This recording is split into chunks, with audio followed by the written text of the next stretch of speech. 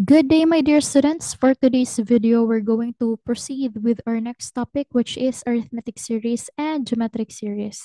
Still, this is part of the video series that I am creating for the Strengthened Senior High School curriculum under General Mathematics. So, the learning competencies that we wanted to target are first, illustrate the arithmetic and geometric series, represent series using sigma notation and vice versa, find the sum of arithmetic and geometric series, and also solve problems involving arithmetic and geometric series. Okay, so first things first, let us illustrate the difference between arithmetic series and geometric series. Now, my dear students, before we proceed with the difference of arithmetic series and geometric series, let us first identify what is the difference between the arithmetic sequence and geometric sequence?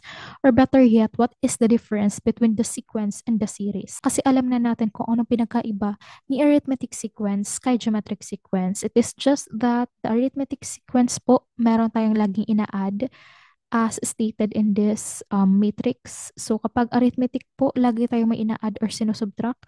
Kay geometric, it's either meron po tayong minumultiply or i-divide. So for example, we have here the sequence 2, 5, 8, 11, 14. The common difference is 3 kasi po pag nag-add tayo ng 3 kay 2, 5 ang result. Si 5 naman pag in-add po natin ng 3, that is 8. 8 plus 3, that is 11. 11 plus 3, that is 14. So, kung makikita niyo po, meron tayong consistent or fixed amount na ina-add. So, meaning to say, this is arithmetic. However, my dear students, I want you to take note na wala pa po itong mga addition sign or plus sign. So, this is why this sequence, my dear students, or this list of numbers is what we call the sequence lang. Opo, yan po ang tatandaan. Kapag po list lang, that is a sequence. Pero kapag meron na tayo nakalagay na what is the total, what is the sum, so that is a series. So, for example, ito po, we have here 2, 5, 8, 11. So, wala naman tayong nakikitang addition sign. So, meaning to say this is only a sequence. So, ganun din po kay geometric sequence. Kapag list lang po ng numbers na nag-adhere sa pattern na meron po tayong minumultiply na constant number, we call that the geometric sequence. For example of geometric sequence, 3, 6, 12, 24, 48. Meron po tayong consistent na minumultiply na to. Because po 3 times 2 that is 6, 6 times 2 that is 12, 12 times 2 that is 24, and 24 times 2 that is 48. Now, my dear students, kapag po itong sequence na ito inad ko, that is already the geometric series. Pero kasi my dear students, iba imposible na isa-isahin natin yung i-add.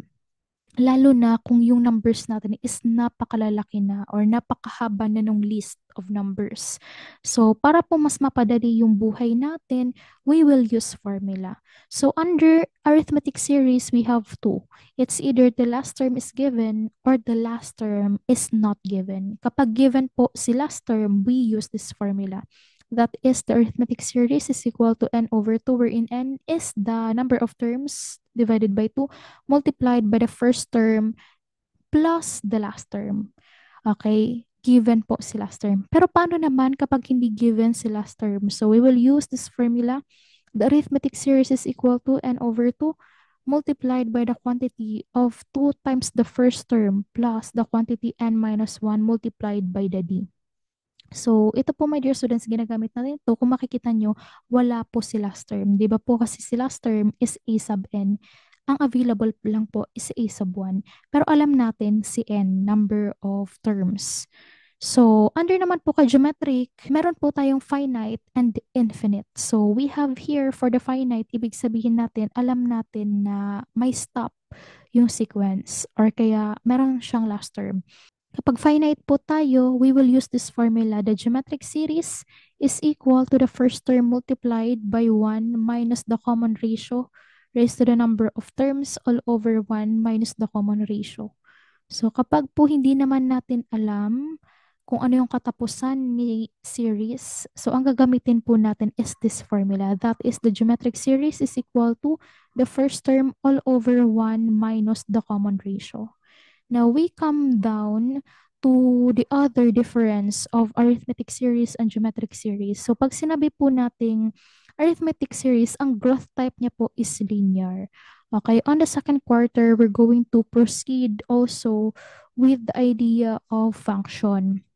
At sa function po, meron po tayo din na linear function and exponential function. And this illustrates the difference between the arithmetic and geometric series.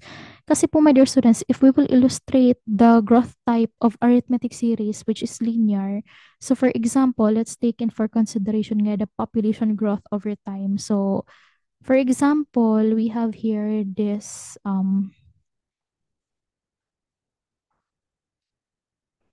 graph po. So, we take this x-axis as the number of the population and the y-axis as the period of time. Ngayon po, under the linear na growth type, ibig sabihin, straight lang siya, yung growth niya. Opo, straight lang. So, let's assume na straight yung line ni ma'am. So, pero po, my dear students, when we are dealing with exponential, so still, para lang po i-illustrate, opo. So, still, we use the example for the population growth. So, the x-axis is the population and the y-axis is the time. So, the population over the period of time, if the growth is exponential, para siyang L na naka-curve. So, para siyang ganito. Ganyan, my dear students. So, kung makikita nyo, mas mabilis po yung growth na exponential kaysa kay linear. Opo. So, we'll tackle that further on the next quarter. So, please stay tuned in this YouTube channel. Okay? So, now let us use this formula in a situation or in a problem-solving activity. So, for problem number 1, so find the sum of the series 7, 10, 13, 16, 19, 22. So first, let us identify kung anong klaseng sequence ang meron tayo. So, identify natin yung pattern. So, sa 7 and 10, hindi naman po siya multiply. So, add siya. Okay? So, 7 plus 3, that is 10. So, ibig sabihin, ang common difference niya is 3. So, 13 din po, minus 10, that is 3. 16 minus 13, that is 3. 19 minus 6, that is 3. And 22 minus 19, that is 3. So, meaning to say, this is arithmetic. However, nakalagay po dito sum. So, ang gagamitin po natin is the arithmetic series. So, under arithmetic series, sabi natin, dalawa yung kailangan nating identify. It's either the last term is given or is not given. So, in this example, the last term is given. That is 22. So, my dear students, ang gagamitin po natin yung unang formula. So, that is S sub n is equal to the number of terms all over 2. Multiply tayo by the first term a sub 1 plus the last term a sub n. So, ilan po yung number of terms? 1, 2, 3, 4, 5, 6. So, we have here 6 over 2. Multiply tayo. What is the first term? Our first term is 7 and our last term is 22. So, 22 plus 7. So, parenthesis po muna tayo lagi. Opo. So, that is 29. So, 29 tayo, my dear students. So, 6 divided by 2, that is 3. Now, my dear students, we have here 29 multiplied by 3. So, that is 87. So, meaning to say, my dear students, yung S sub n, imbis na n, di ba alam natin na ang n dito is 6. So, yung S sub 6 natin is equal to 87. And this, my dear students, is our correct answer. Okay, how about this one? Find the sum. So, again, sum tayo. So, we know that that is a series of the first 15 terms of the sequence 5, 9, 13, 17. So, identify natin kung arithmetic or geometric. So, 9 minus 5, that is 4. 13 minus 9, that is 4. 17 minus 13, that is 4. So, we know na meron tayong common difference. So, meaning to say, we're going to use the arithmetic series. So, pero wala tayong last term kasi po meron tayong ellipsis. Pag meron po tayong ellipsis, ibig sabihin the number or the list continues. Okay, so ibig sabihin yung isang formula ang gagamitin natin, that is the S sub n is equal to the number of terms divided by 2 multiplied by 2 a sub 1 plus the quantity n minus 1 multiplied by the common difference. So, Rn po, my dear students, pero nakalagay dito, di ba, the first 15 terms. Ibig sabihin po, we have 15 over 2. Multiply tayo by 2. What is the first term? The first term is 5 here. plus, so kung ano yung sinulat natin dito, yun din po yung magiging n natin. 15 minus 1 multiplied tayo by the common difference which is 4. So, we have now, yung unahin natin is ito po, yung mga may grouping symbol. So, we have 2 plus 5. So, sulat lang po natin. We have 15 divided by 2. So, this is 2 times 5. This is 10 plus 15 minus 1. That is 14. Multiply tayo by 4. So, ito na po yung isusunod natin because multiplication comes first before addition. So still we have 15 over 2 multiply tayo by 10 plus 14 times 4 that is 56. So we have 15 over 2 multiplied by 56 plus 10 that is 66. So dito ko na po yung ine-next. So, meron tayong 66, may 15 na tayo. 15 over 2, that is 7.5. Multiply natin by 66. So, ibig sabihin po, the sum of the first 15 terms is 495. And this, my dear students, is our answer. So what if we have this problem? The sequence is 2, 6, 18, 54, 162, 246. So find the sum of the series. So yung gagawin po natin, my dear students, is first identify if this problem is arithmetic or geometric. So si 2 or si 6 divided by 2, this is actually 3. Di ba po? 18 divided by 6, so that is 3. 54 divided by 18, that is 3. 162 divided by 54, that is 3. And 486 divided by 162, that is 3. So kung makikita nyo, my dear students, there is this common ratio. And mind you, finite po siya. Bakit po? Available sa last term natin. Alam natin na this sequence terminates. So ibig sabihin po, we will use the first formula, which is a sub n is equal to a sub 1 multiplied by 1 minus r raised to n all over 1 minus r. So, ang pinapahanap po sa atin is find the sum of the series 1, 2, 3, 4, 5, 6. So, S sub 6 po yung pinapahanap sa atin. The first term is 2 multiplied by 1. What is the common ratio? Yung common ratio po is the consistent number that we multiply in the sequence. So, ito po, 3 po tayo. 3 raised to pang ilan po? Yung hinahanap natin, 1, 2, 3, 4, 5, 6. Kaya ilalagay po natin raised to 6. So, all over 1 minus 3. So again, we will follow the PEMDAS. So dito muna tayo sa exponent. So we have 2. So multiply tayo by 1 minus 3 raised to 6. That is equal to 729. So we have here 729. So all over 1 minus 3. So actually 1 minus 3, kaya na natin yung isolve. So that is actually equal to negative 2. So we will have here 1 minus 729, that is 2 times 728. But this will become negative. So all over negative 2. So punta ko na po dito. So this is equal to, okay, so negative 728 multiplied by 2, that is negative 1,456 all over negative 2. So, divide natin by negative 2. So, makakancel lang naman to. So, ibig sabihin po, or S sub 6 is equal to 728.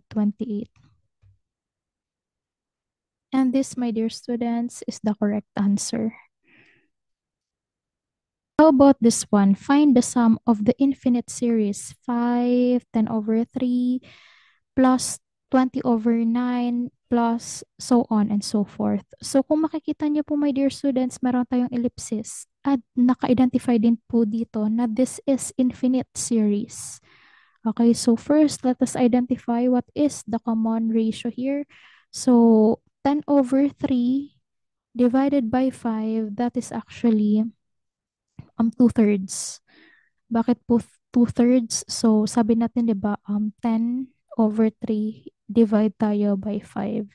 So, sabi natin, di ba, kapag division, actually, multiplication lang tayo na i-inverse ito. So, alam natin na si 5 is meron niyang denominator na 1. So, ibig sabihin po, pag ginawa natin itong multiplication, si 10/3 mag-i-stay as 10/3 and si dating division magiging multiplication. And ito po, my dear students, magiging na siyang 1/5. Okay, nagigets po ba?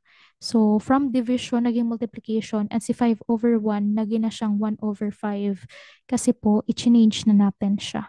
That is the rule for dividing fractions. So, kung makikita nyo, di ba, pwede tayong mag-cancel. So, kapag nag-cancel tayo, so ito, my dear students, pwede siyang both kasi is divisible by 5. 10 divided by 5, that is 2. And 5 divided by 5, that is 1. So, numerator by numerator, denominator tayo by denominator. So, 2 times 1, this is 2. 3 times 1, this is 3. So, kaya po, nagkaroon tayo ng 2/3. Ito po. So, 10/9 divided by 10/3, that is still 2/3. We know that our common ratio is 2/3.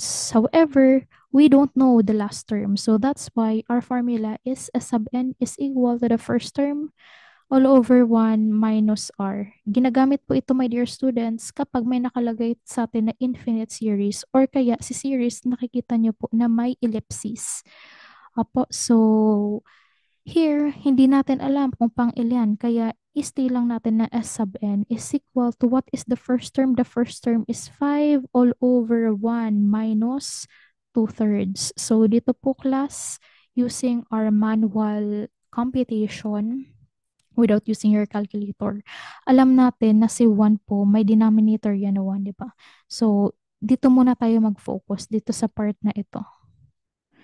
So, alam natin na si 1, my dear students, may denominator yan na 1. Opo, so, will give us 5/1/1 minus 2/3. Kasi sabi natin, di ba, any whole number has denominator of 1.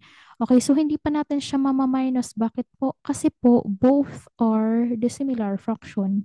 Hindi po tayo magkakaroon na, or hindi tayo pwede makapag-proceed sa pag-solve kapag dissimilar sila.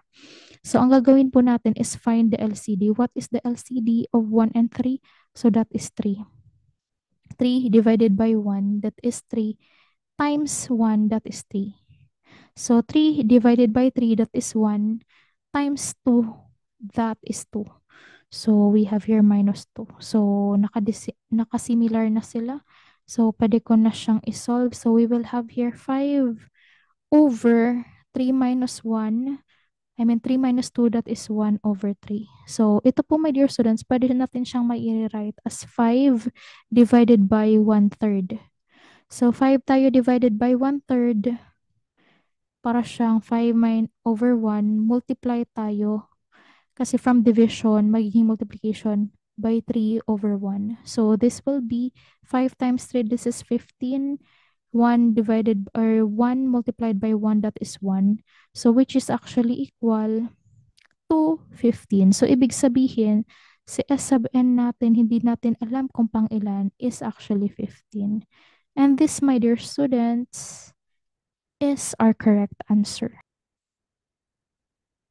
Okay, so what if we put it in a situation? So a stadium has rows of seats. The first row has 25 seats, the second row has 30 seats, the third row has 35 seats, and so on, increasing by 5 seats per row. So the last row has 100 seats. How many seats are there in total in the stadium? Okay, first things first, let's identify the given. So nakalagay dito na for the given, we know that it has, for the first row, it has 25 seats. So we have A sub 1, and that is 25.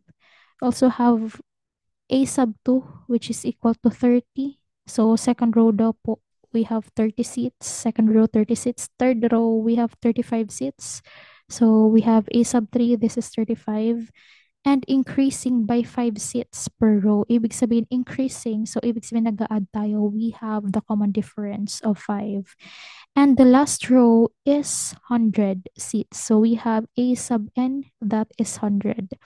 So, ang tinatanong dito, how many seats are there in total? So, we have here total, kaya S sub n tayo. Have n over 2, multiply tayo by a sub 1 plus a sub n. So, ano pa yung kulang natin dito? Hindi natin alam kung pang ilan si 100 seat, di ba? Given naman si a sub n, so try nating hanapin with the use of our formula. So, di ba po we have the formula a sub n is equal to a sub 1 plus the quantity n minus 1 multiplied by the common difference. So, we know that the last term is 100. So, our first term is 25. So, plus, hindi natin alam si n. Siya po yung pinapahanap. We know the common difference. So, distribute po natin. So, we have 100 is equal to 25. Plus tayo, 5 times n, we have 5n. So, 5 times negative 1, that is negative 5. So, sabi natin, lahat po ng walang variable, ilipat natin sa kabila. So, we have here 100 minus 25 minus din tayo, or from negative, magiging positive sa kabila, positive 5. So, that is equal to 5n. So, 100 minus 25, that is 75. 75 plus 5, that is 80. So, 80 is equal to 5n. Eliminate natin si 5 kasi ang goal lang natin is si n. So, makakancel siya. So, we have here 16. So, ibig sabihin po, pang 16 si 100.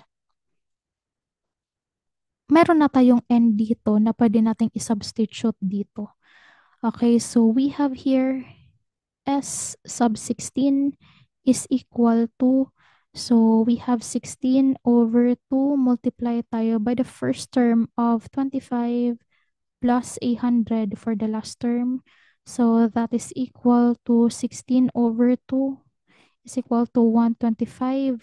Ang 100 po plus 25. So, equal din siya sa 16 divided by 2. This is 8 multiplied by 125.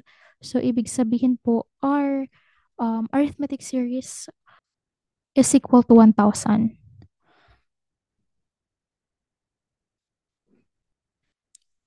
So, there are 1,000 seats. Okay, how about this one? A youth group plants mangrove seedlings each week along a coastal barangay. In week 1, they plant 50 seedlings, and each week they plant 6 more than the previous week. They continue this for 12 weeks. How many seedlings are planted in total? Okay, so given ulit tayo in this problem. So, ano-ano yung given natin? So, we know that on the first week, may 50 seedlings na plinant sila. So, we have A sub 1 is equal to 50. And each week, they plant 6 more.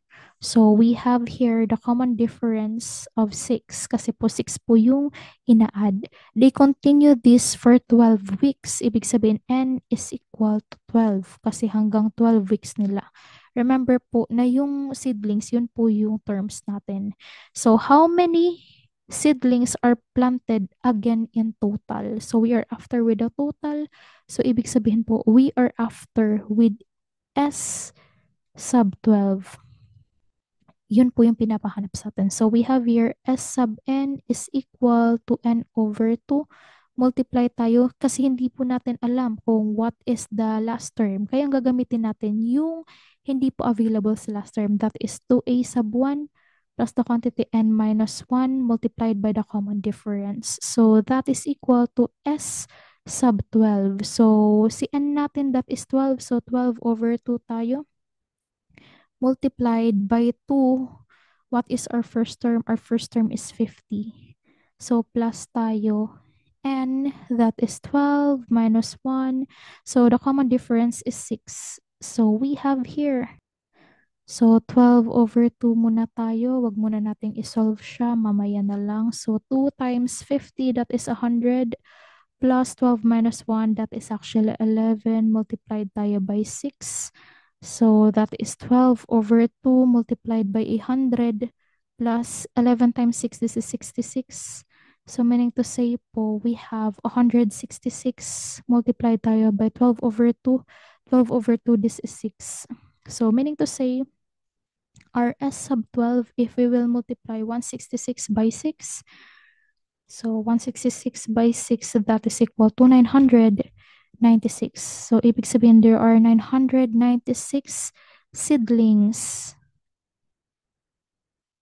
in total. And this, my dear students, is our answer. Okay? Okay, how about this one? I want you to pause the video and please try to answer this on your own.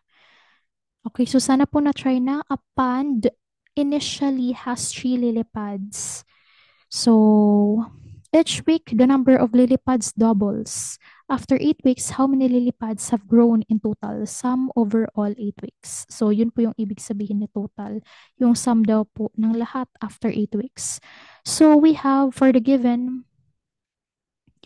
Okay, so a pond initially has 3 lily pads. So, meaning to say that is the A sub 1. We have 3. And each week, the number of lily pad doubles. So, kapag may nakita tayong doubles, ibig sabihin po, ang interpretation natin yan, nagta times 2. So, we have here the common ratio of 2. After 8 weeks, how many lily pads have grown in total? So, ibig sabihin po, ang pinapahanap sa atin is si sum after 8 weeks. So, si S sub 8 tayo.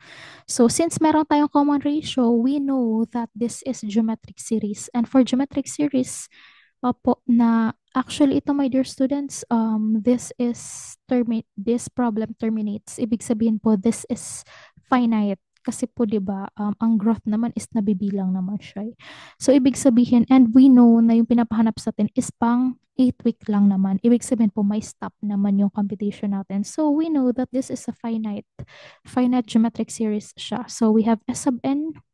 So, we have S sub n is equal to A sub 1 multiplied by 1 minus r raised to n all over 1 minus r. So, our first term, my dear students, is 3.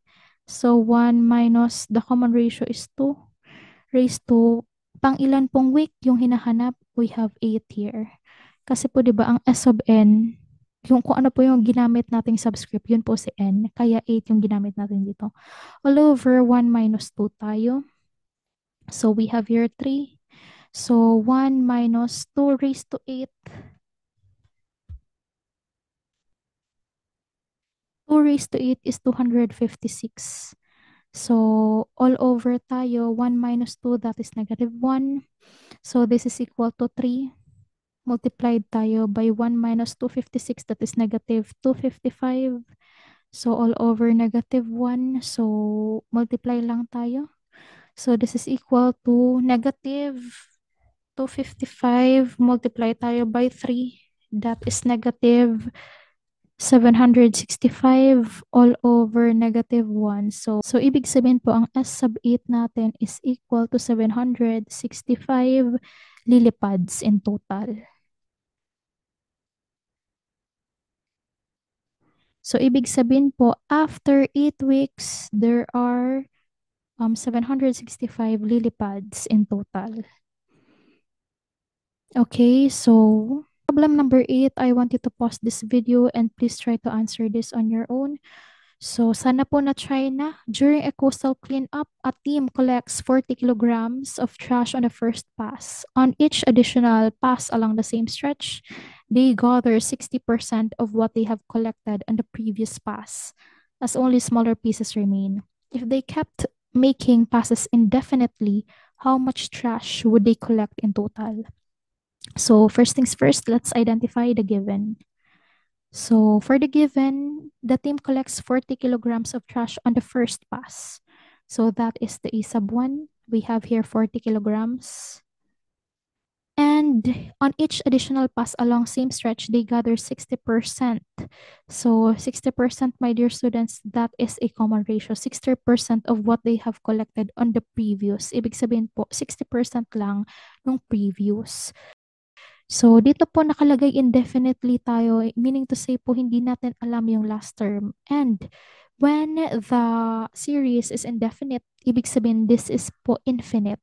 And when we are dealing with geometric series that is infinite, we use the other formula, which is A sub n is equal to A sub 1 all over 1 minus r tayo. So this is actually equal to 40 kilograms tayo all over 1 minus 0.60. So this is equal to 40. So 1 minus 0.60, that is 0.40. So 40 divided by 0.40, so that is equal to 100 kilograms. So meaning to say po, my dear students, if they will collect indefinitely, opo, so meron po silang makakollect na 100 kilograms of trash. Okay po, my dear students, when we are dealing with series, one of the ways to write a series is through sigma notation. So sigma notation po is a compact way to write the sum of many terms in a sequence or series. It uses the Greek capital letter sigma, which is this one, yung parang E, which stands for sum. Kaya po, pag binasa natin ito, the summation of 5i from 1 to n. Again, we have the summation. Opo, ang ibig sabihin po nitong E na ito, capital E, Greek letter E, is the summation. Kaya pag binasa po natin itong summation notation na ito, the summation of 5i from 1 to n. Okay, so let's dissect the parts. So we know that this E, ito pong E natin, this is the summation. Opo, or simply the sigma. Okay, so ito naman po, my dear students, we call this as the expression. Kung baga, ito yung magbibigay sa atin ng rule kung ano po yung sinusunod na rule ng sigma notation. Now, ito pong I na ito, my dear students, this is what we call index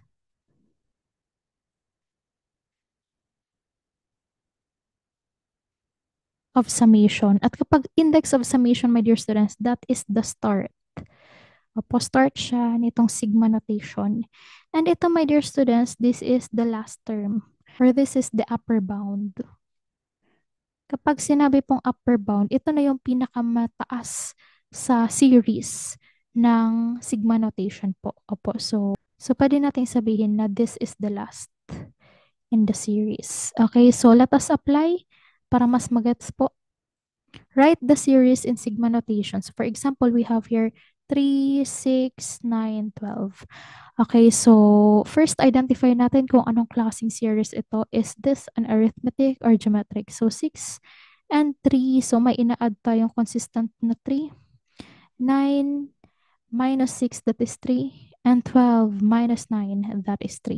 So meaning to say po, this is arithmetic series. Now, my dear students, when we are dealing with arithmetic series and kailangan po nating i-transfer siya into sigma notation, we use the summation of a sub 1 plus I minus 1 multiplied by the D from 1 to N.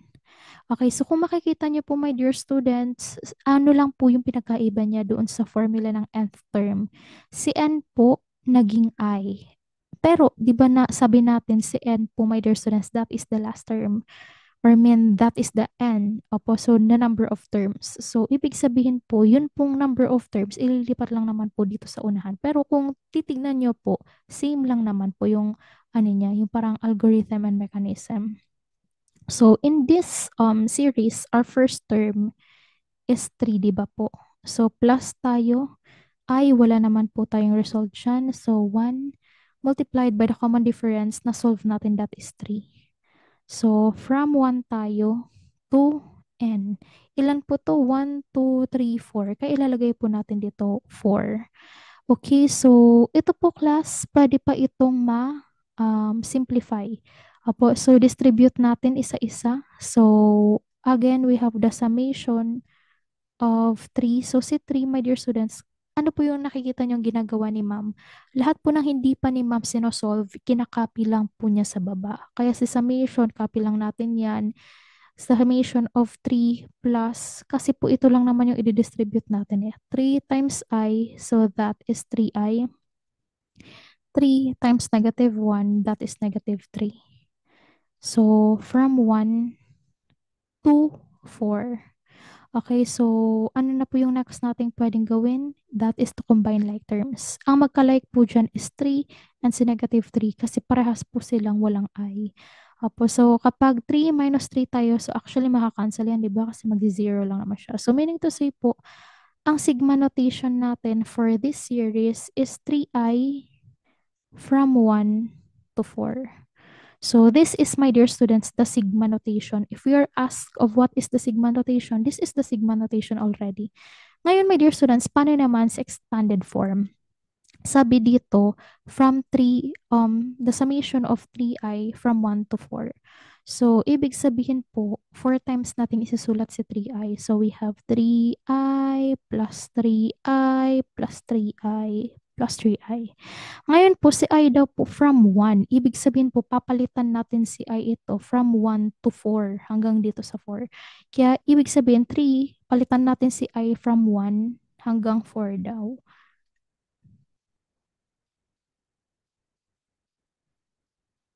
So, anong nangyari? Kung makikita niyo po, lahat ng I, pinalitan lang natin from 1 hanggang kay 4 na last. 1, 2, 3, 4. Ngayon, solve na natin. 3 times 1, that is 3. 3 times 2, that is 6. 3 times 3, that is 9. 3 times 4, that is 12. So, meaning po, the summation of 3i from 1 to 4 is equal to 30. So, my dear students, ito po, kapag ginagawa lang po natin itong part na ito, opo, itong part na ito, ginagawa lang natin ito kapag may sinabi pa sa problem na expand. Opo, pero pag walang expand, ang tinatanong lang po is what is the sigma notation? This is how we get the sigma notation of arithmetic series. Okay? Okay, what if we are given with this problem? Write the series in sigma notation 4 plus 8 plus 16 plus 32 plus 64. So, identify natin if this is arithmetic or geometric. First, let us identify. So, si 8 minus 4, this is 4. 16 minus 8, this is 8. So, hindi na sila consistent. Kaya ibig sabihin po, hindi ito arithmetic. So, geometric po ito for sure. So, 8 divided by 4, this is 2. 16 divided by 8, this is 2.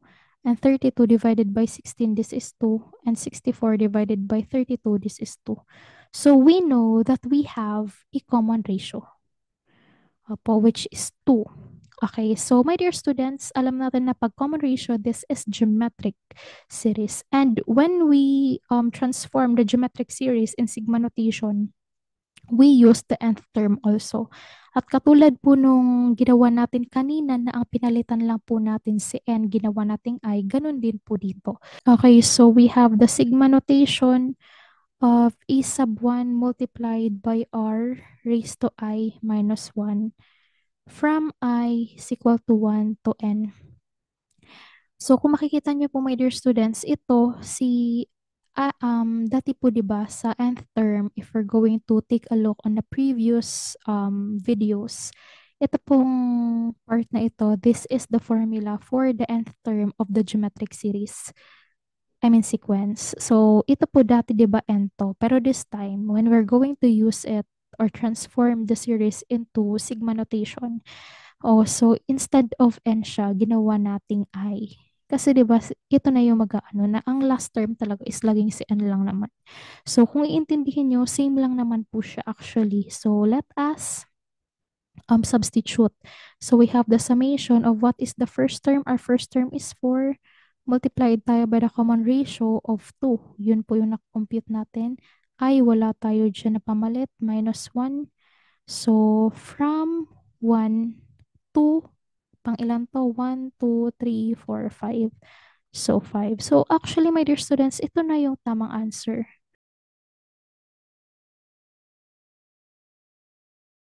Now, kung yung tanong po is find for the sigma notation, this is already the sigma notation.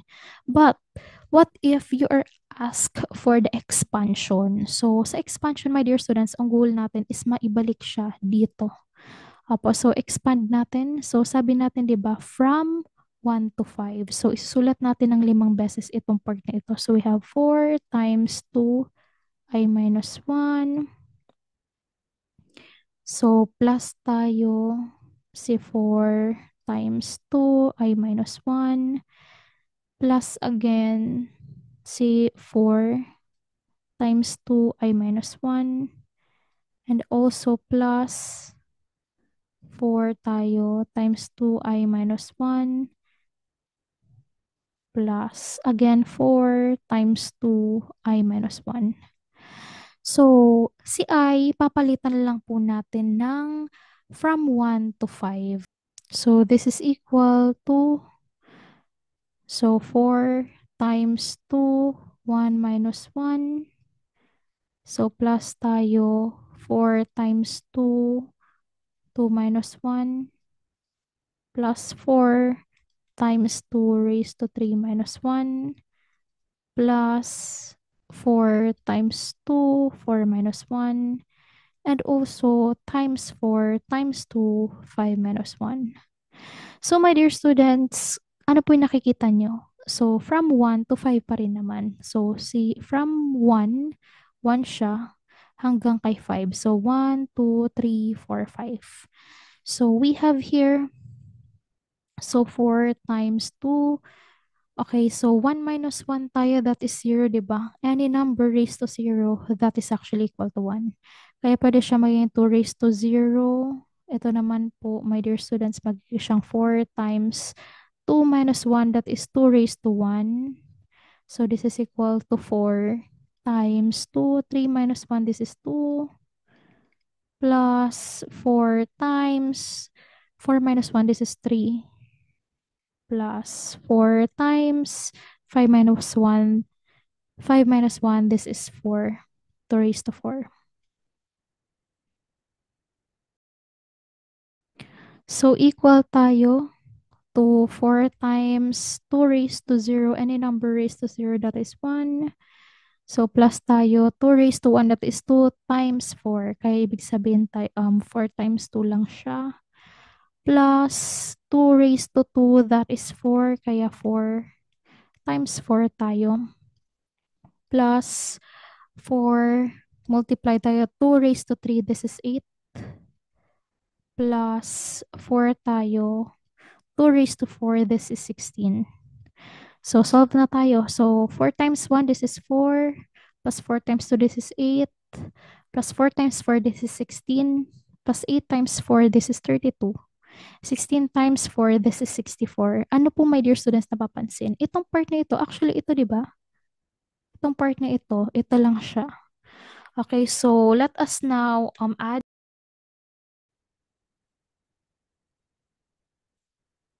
So, meaning to say po, the summation of the quantity 4 times 2i minus 1, okay, from 1 to 5 is equal to 124. And this, my dear students, is our answer.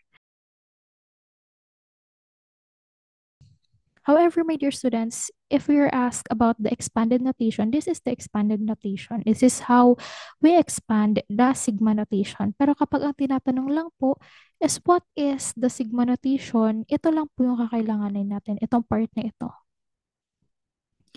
Opo, ito po, inisa-isa ko lang po yung expansion. Okay, clear na po ba? If you still have questions, please don't hesitate to comment down below.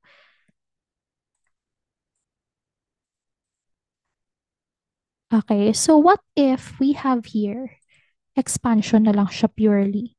So, expand the sigma notation, the summation of 4i plus 1 from 1 to 5. So, ibig sabihin po, expand lang natin, iisa-isahin natin 5 times si 4i plus 1. So, we have 4i plus 1 plus 4i plus 1 plus 4i plus 1 plus another 4i plus 1 plus 4i. Ang goal natin is palitan natin si I natin ng 1 to 5. Equal siya kay 4 times 1 plus 1 plus 4 times 2 plus 1 plus 4 times 3 plus 1 plus 4 times 4 plus 1 plus 4 times 5 plus 1.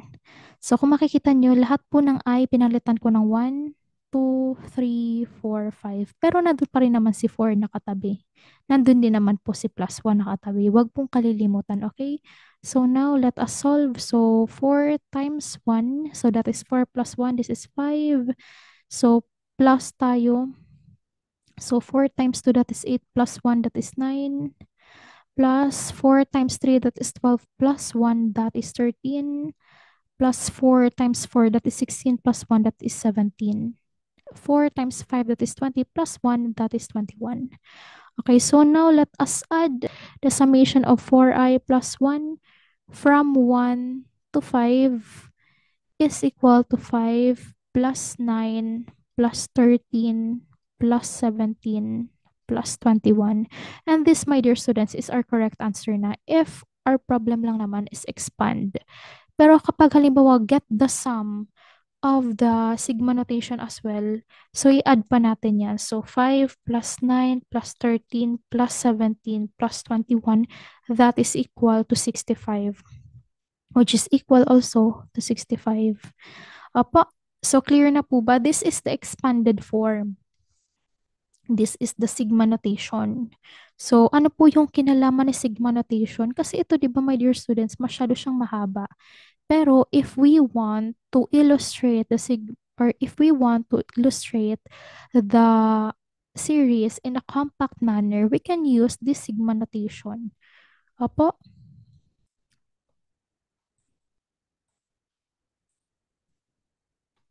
Okay, how about this one? Expand the sigma notation 3 times 2 raised to I from 1 to 4. So still, my dear students, we're going to duplicate 3 times 2 raised to I 4 times. Opo, so we have 3 times 2i or 2 raised to I plus tayo. Okay, so ito po yung napapansin ni ma'am kapag po nag-quiz tayo.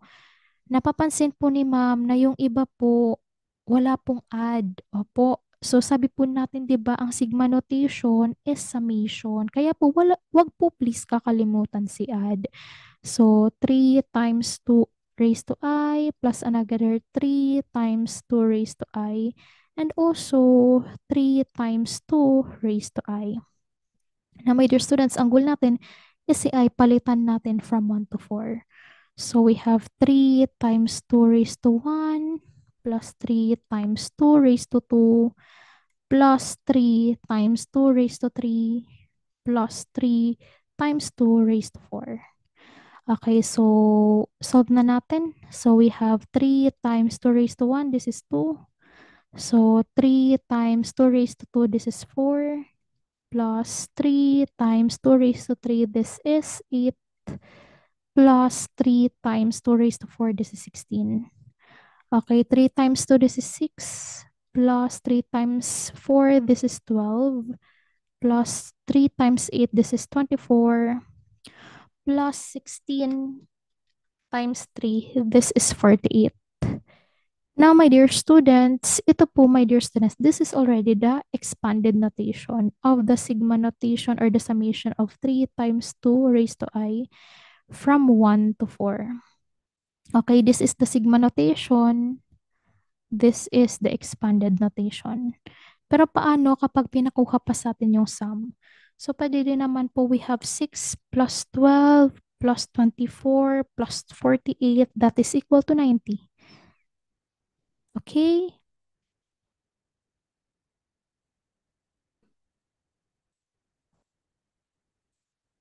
So that's it for today, my dear students. If you still have questions, please don't hesitate to comment down below.